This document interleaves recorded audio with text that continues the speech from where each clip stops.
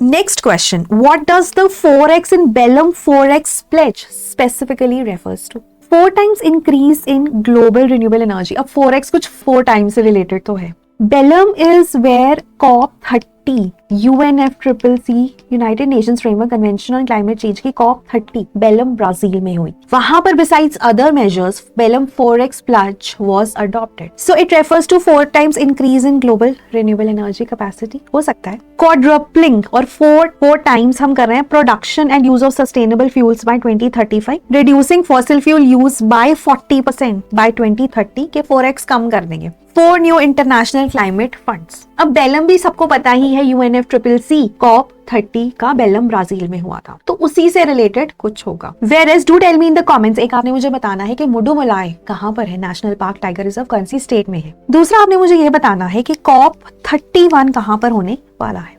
32 Ethiopia में होने वाला है. 33 इंडिया में होना था 2028 में, इंडिया ने अब विड्रॉ कर लिया है. एशिया पैसिफिक से ही होगी कोई कंट्री, तो लेट्स सी शायद साउथ कोरिया में हो. COP31 कहाँ होने वाला है ये आप मुझे कमेंट्स में बताएं. खैर इसका आंसर है B.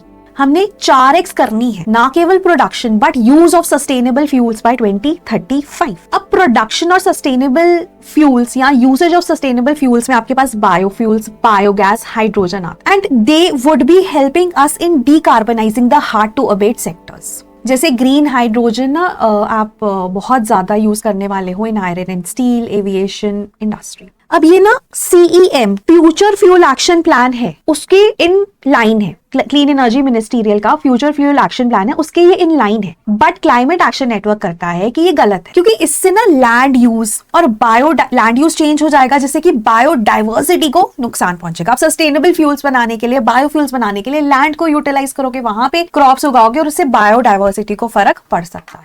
So this has been contentious as raised by climate action network.